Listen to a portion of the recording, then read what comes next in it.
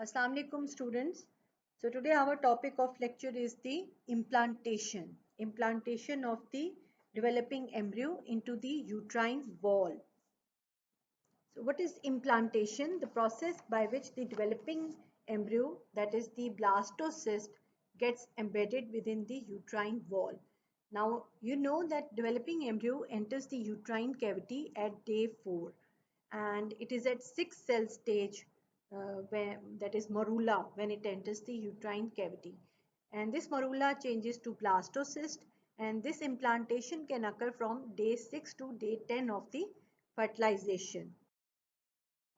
So formation of blastocyst. So in order to implant in the uterine wall, the developing embryo has to shed the layer of the zona pellucida. You can see here, this is the layer of zona pellucida,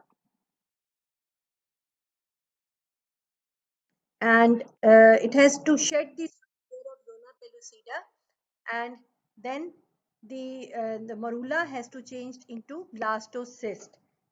So the blastomeres of the morula soon undergoes a process of compaction. During this process, the outer cells of the morula becomes tightly adherent to each other by desmosomes, occluding junctions and gap junctions. At the same time, the inner cells of the morula become segregated from the outer cells and become connected to each other by numerous gap junctions. The peripheral cells of the morula are collectively known as outer cell mass or trophoblast, while the central blastomeres are titled as the inner cell mass or embryoblast. So this is like that. This is the zona pellucida layer, and these are the blastomeres which are making the outer wall, and these are the blastomeres which are making the inner mass. So these are the trophoblast, and this is the inner cell mass or embryoblast.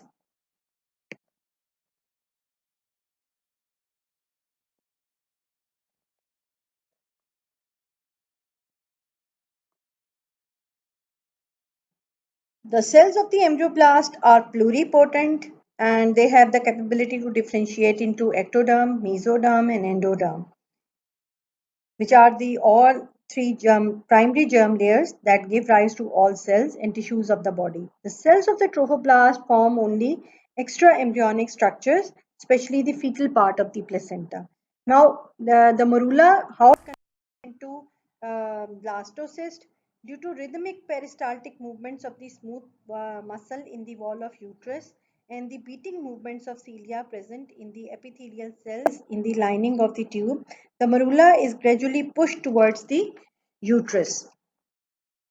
And thus the morula enters the cavity of the uterus approximately 4 days after fertilization. Now this is an important MCQ that is asked in the exams, sometimes asked in the exams. And by this time, the uterine endometrium is in the secretory phase of the uterine cycle. So, okay, this fiber, but in which stage the uterine endometrium is when the morula enters the uterus.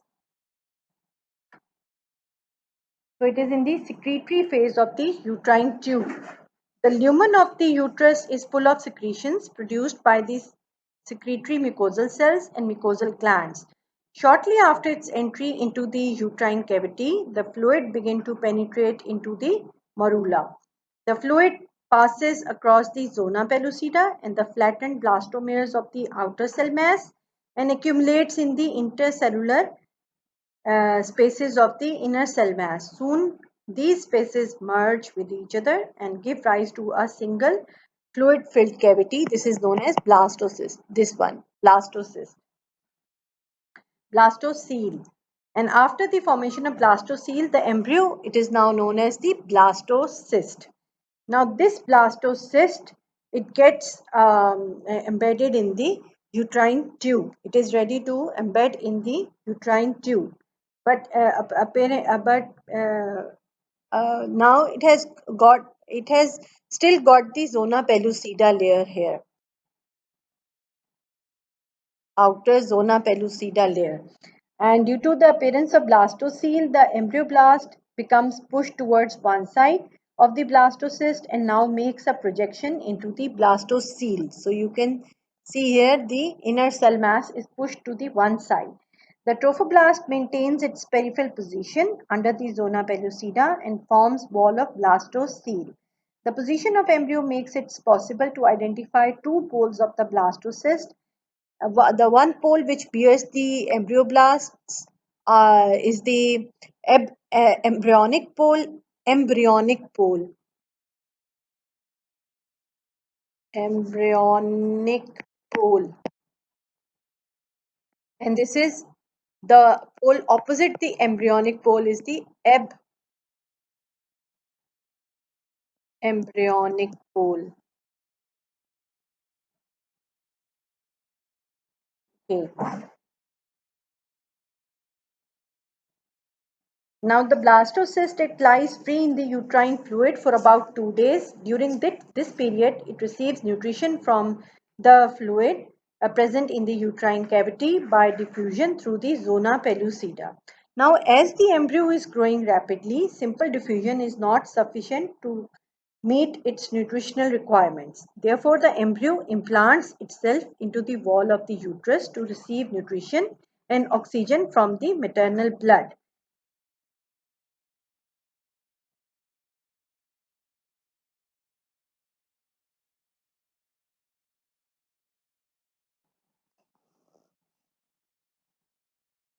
The process of implantation begins as soon as the blastocyst losing the covering of zona pellucida. Now, on the sixth day of development, the embryo emerges from the zona pellucida, which is called the blastocyst hatching. By the action of proteolytic enzymes produced by the trophoblast, a small portion of zona pellucida, usually over the embryonic pole of the blastocyst, dissolves and a hole is produced. The blastocyst comes out of the zona pellucida through this hole. You can see here that the blastocyst is coming out and immediately attaches it to the endometrial epithelium to begin the process of implantation.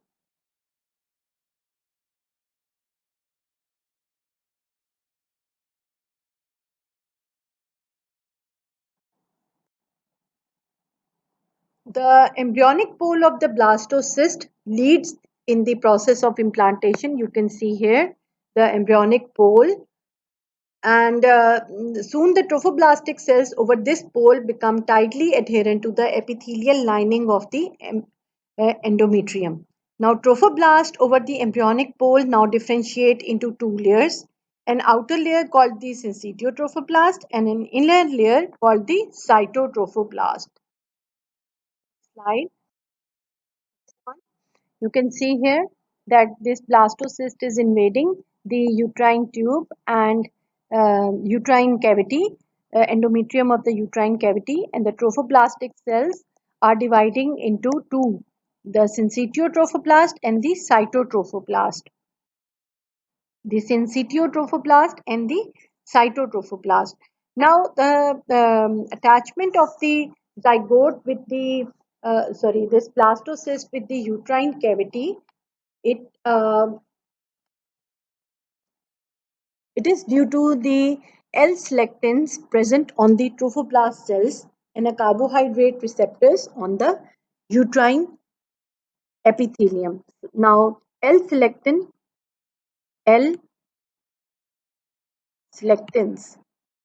S-L-E-C-T-I-N-S, selectins,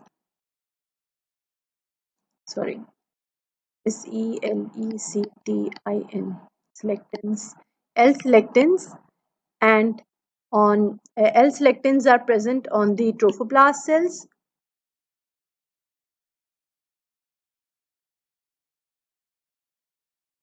and carbohydrate receptors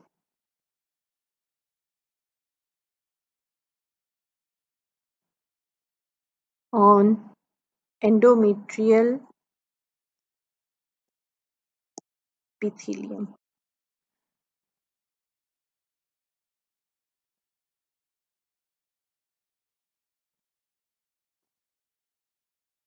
So these do the L-selectins on the trophoblast cells combine with the carbohydrate receptors on the endometrial epithelium, and it gives to begin the initial attachment of the blastocyst to the uterus. Lectins are carbohydrate binding proteins involved in interaction between leukocytes and the endothelial cells that allow leukocyte capture from the flowing blood, as in case of the inflammation. Now, similar mechanism is now produced for the capture of the blastocyst from the uterine cavity by uterine epithelium. Following capture by selectins, further attachment and invasion of the trophoblast involves integrins expressed by the trophoblast and extracellular matrix molecules laminin and fibronectin. Now, integrin receptors for laminin promote attachment, while those for fibronectin stimulate migration. These molecules also interact along signal transduction pathways to regulate trophoblast differentiation so that the implantation is the result of mutual trophoblastic and endometrial action. Hence, by the end of first week of development, the human zygote has passed through marula and blastocyst stage and has begun implantation in the uterine mucosa. The normal site of implantation. The normal site of implantation of embryo is in the anterior or the posterior wall of the mid portion of the uterine body, um, and this is more frequently on the posterior side. So, anterior or posterior wall of the uterine cavity. This is the normal site of implantation.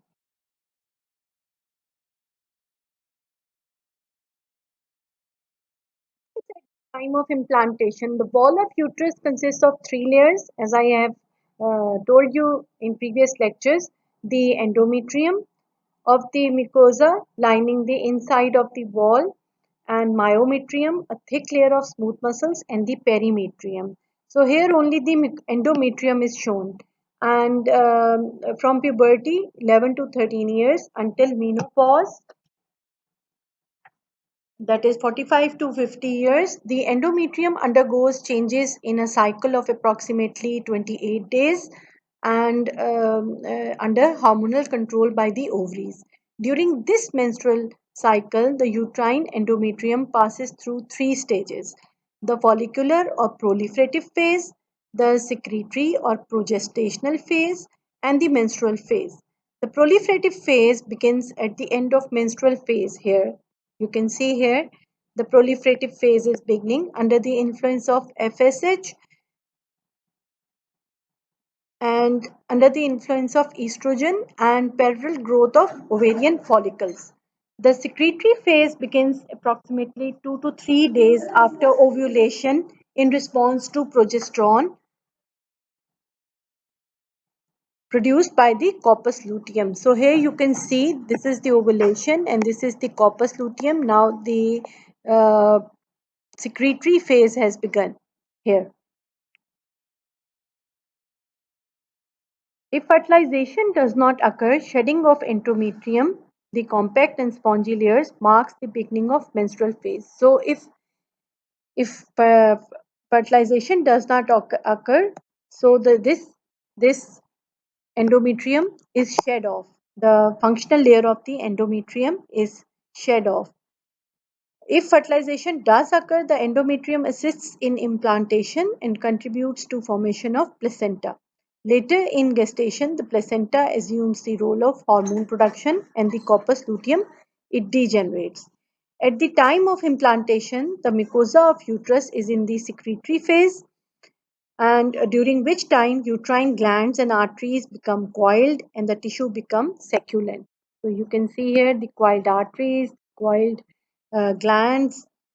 As a result, three distinct layers can be recognized in the endometrium: a superficial compact layer, an intermediate spongy layer, and a thin basal layer. So normally the human blastocyst implants in the endometrium along the anterior or posterior wall of the body of uterus, where it becomes embedded between the openings of the gland. If the oocyte is not fertilized, venules and sinusoidal spaces gradually becomes packed with blood cells and extensive diapedesis of blood into the tissue is seen. When the menstrual phase begins, blood escapes from the superficial arteries and small pieces of stroma and glands break away. During the following 3 to 4 days, the compact and spongy layers are expelled from the uterus, and the basal layer is the only part of the endometrium that is retained. This layer, which is supplied by its own arteries, the basal arteries, function as the regenerative layer. Now, this is the basal layer. Here you can see the basal part. This is the spongy part, and this is the superficial part. And the basal arteries, they function as regenerative layer in the rebuilding of glands and arteries in the proliferative phase again. Common implantation sites is the upper part of the body and on the interior or posterior wall. Usually it's on the posterior wall. Common implantation sites, uterine in the uterus, implantation in the lower segments, it leads to placenta previa. That is, placenta is formed in the lower part of the uterus near the internal os, that is opening of the uterus. And here bleeding can occur if in the later stages of pregnancy. Extrauterine implantation leading to ectopic pregnancies. Now, what is ectopic pregnancy? It is the extrauterine implantation of the blastocyst. It can occur in the, most commonly, it occurs in the fallopian tubes, then in ovaries, then also the abdominal cavity in the rectouterine pouch. Normal implantation sites sometimes occur even within the uterus. Normally, the human blastocyst implants along the anterior or posterior wall, but this implantation, occasionally the blastocyst implants close to the internal os. Here you can see close to the internal os, and internal os, the internal opening of the cervix, so that layer so that later in the development the placenta bridges the opening of the internal os. Here placenta develops, here it bridges the opening of the uterus, and cause severe life-threatening bleeding in the second part of pregnancy and during delivery. Occasionally, implantation takes place outside the placenta, resulting in the extrauterine pregnancy or ectopic pregnancy. Ectopic pregnancies may occur at any place in the abdominal cavity here, you can see, or the ovary, or in the ovary, or 95% or the uterine tubes. 95% of the ectopic pregnancies, they occur in the uterine tube. However, most of these are in the ampulla. In the abdominal cavity, the blastocyst most frequently attaches itself to the peritoneal lining of the rectouterine cavity or pouch of Douglas. The blastocyst may also attach itself to the peritoneal covering of the intestinal tract. So intestines are here, and blastocyst can embed in the peritoneal lining of the intestines also. Momentum.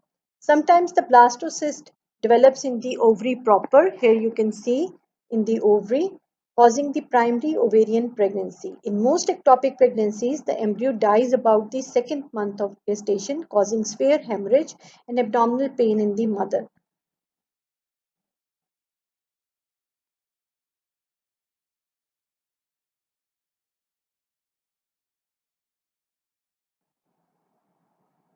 Litopedion. Sometimes the blastocyst that implants in the ampulla or fimbria may at times be expelled into the peritoneal cavity and lodges in the rectouterine pouch formed by the reflection of peritoneum from the rectum to the uterus. Sometimes this pregnancy may go to term. More commonly, the conceptus dies and it is not detected and may get calcified, forming a stone fetus, commonly referred to as lithopedion. Here you can see this is lithopedion, a calcified abdominal pregnancy.